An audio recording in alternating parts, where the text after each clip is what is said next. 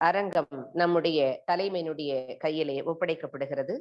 தலைவர் தக்கோலம் ஜலநாதன் ஐயா அவர்களை வருக வருக என்று வரவேற்கிறோம்.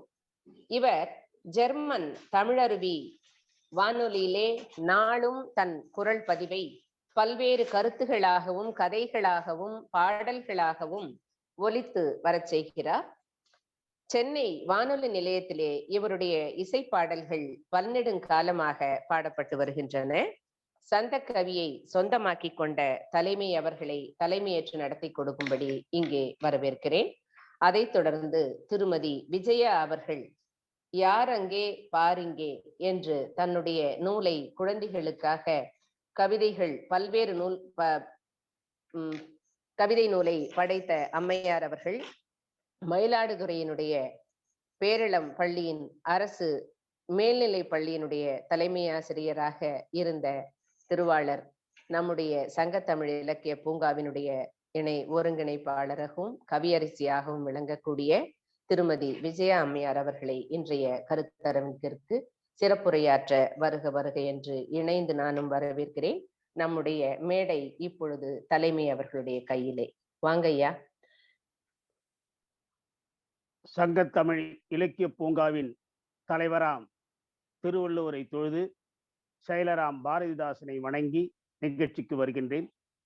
சங்கத்தமிழ் இலக்கிய பூங்காவின் ஒருங்கிணைப்பாளர் உள்ளிட்ட குழுவிற்கும், காணொலி வழியாக காணுகின்ற அன்பர்களுக்கும், தமிழ் அமெரிக்க தொலைக்காட்சிக்கும் உள்ளிட்ட அனைவருக்கும் என் வணக்கத்தை தெரிவித்துக் கொள்கின்றேன். இன்றைய நிகழ்ச்சியில் தலைமை தாங்க வாய்ப்பளித்த நல்லுள்ளங்களுக்கும் வணக்கத்துடன் நன்றியை தெரிவித்துக் கொள்கின்றேன். உத்தமர் காந்தி 75 நினைவு தினம் 3ஆம் நாள் நிகழ்ச்சி கருத்தரங்க நிகழ்ச்சியாக நடைபெற உள்ளது. கோவையில அவினாசிலிங்கம் அப்படின்றவர் ஒருத்தர் இருந்தார். அவர் மில் தொழிலாளி, வசதியானவர்.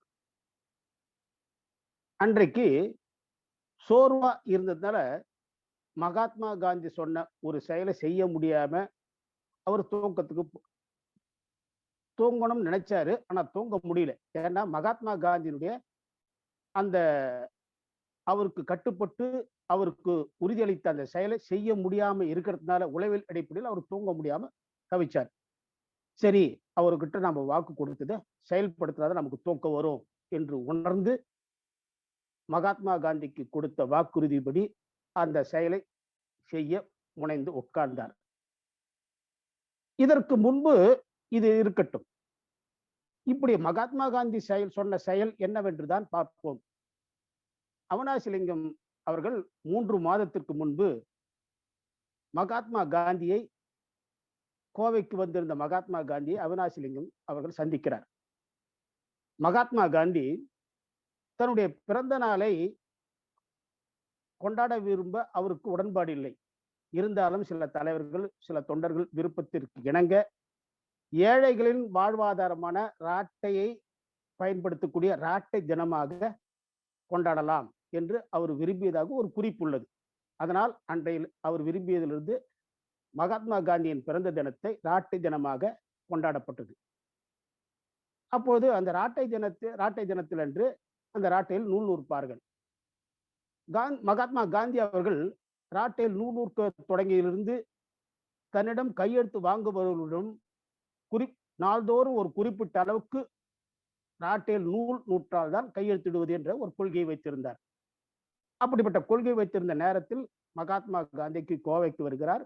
அவரிடம் கையெழுத்து பெறுவதற்காக நாம் குறிப்பிட்ட அந்த அவினாசிலிங்கம் மில் தொழிலாளி, வசதியானவர், அவரிடம் வந்தார். அவரிடம் கேட்டார், எனக்கு உங்களுடைய கையெழுத்து வேணும் என்று. அப்போது மகாத்மா காந்தி சொன்னார், நாள்தோறும் குறிப்பிட்ட அளவுக்கு நூல் நூற்பீர்களா? அப்படித்தான் நான் கொள்கை வைத்து, அப்படிப்பட்டவங்களுக்கு தான் நான் கையெழுத்து விடுவேன். உடனே அவினாசிலிங்கம் சொன்னார், எனக்கு நூல் நூற்க வேண்டும் என்ற எண்ணம் உண்டு, ஆனால் என் பணிச்சுமையால் அதை செயல்படுத்த முடியாமல் இருக்கின்றேன் என்று அவினாசிலிங்கம் அவர்கள் சொல்ல, மகாத்மா காந்தி நான் கையெழுத்திட முடியாது என்று மறுத்தார். உடனே அவினாசிலிங்கம் அவர்கள் சிரித்தார். ஒய் ஆர் யூ லாஃபிங்? மன்னிக்கிறோம், ஏன் சிரிக்கிறீங்க என்று மகாத்மா காந்தி கேட்டார். நீங்க கேட்ட உடனே நான் சரிங்க, ஆமாங்க, நாள்தோறும் ஒரு குறிப்பிட்ட அளவுக்கு நூல் நூற்கிறேங்கன்னு சொல்லியிருந்தா நீங்க எதுவும் பேசாம கையெழுத்து போட்டு கொடுத்திருப்பீங்க.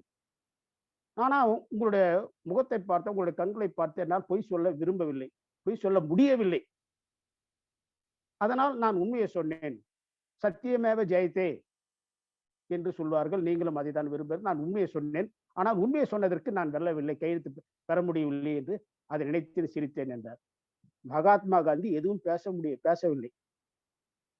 அவர் கொண்டு வந்த அந்த தாளில் கையெழுத்து போட்டு கொடுத்து விட்டார்.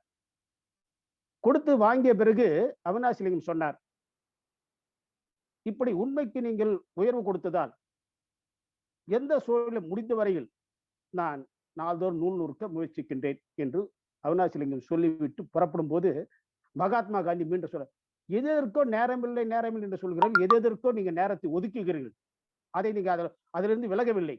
எனவே நீங்கள் இதற்கென்று நேரம் ஒதுக்கி நிச்சயம் செய்யுங்கள், செய்ய முடியும் உங்களால் என்று சொல்லும் போது மகாத்மா காந்தியுடைய முகத்தை பார்த்தார். அந்த முகத்தினுடைய பதிவு அவரால் விலக முடியவில்லை. ஏனென்றால் இது அவினாசிலிங்கம் அவர் டைரியில் குறிப்பிடுறார். அதை பார்த்துட்டு வந்து நான் எந்த சூழலை எப்படிப்பட்டமானாலும் இரவு படுப்பதற்கு முன் அந்த அந்த ராட்டையில் நூல் நூற்று தான் படிப்பேன்.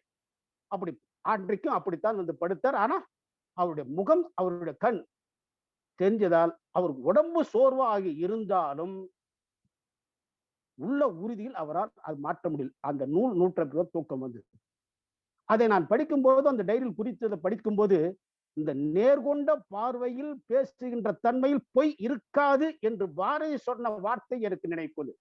ஏனென்றால் நாம் கூட ஒவ்வொரு பார்க்கும்போது நேர்கொண்ட பார்வையில் பொய் இருக்காது. அதனால்தான் சில பேர் நேரா பார்த்து பேசணுங்க. அந்த பார்வை அந்த பொய்யை புகழாது என்ற உறுதி. அதனால்தான் நேர்கொண்ட பார்வை நிமிர்ந்த நன்னடை என்று குறிப்பிட்டான் பாரு. அந்த வழியில் சிறப்பாக அப்படித்தான் அப்படி தூங்குவோம். அதனால்தான் மகாத்மா காந்தி என்றைக்கும் மனதில் நிற்கக்கூடிய சிறந்த தன்மையில் நாம் இன்றைக்கும் இருக்கிறோம். இன்றைக்கு 1ஆம் தேதியிலிருந்து அக்டோபர் 1 நாம் தொடங்கப்பட்டு இருக்கிறோம். இது ஒரு சமுதாயத்திற்கு நல்ல ஒரு கலனாக சிறார்களிலிருந்து பெற்றோர்கள் உட்பட இதை பயன்படுத்திக் கொண்டு நன்மையை சமுதாயத்துக்கு மேன்மைப்படுத்துகின்ற இந்த நிகழ்ச்சியில் கலந்து கொள்ளுமாறு அன்புடன் உங்கள் சார்பில் அழைக்கின்றேன். தக்கோலம் என் ஜலநாதன், உத்திரமேரு.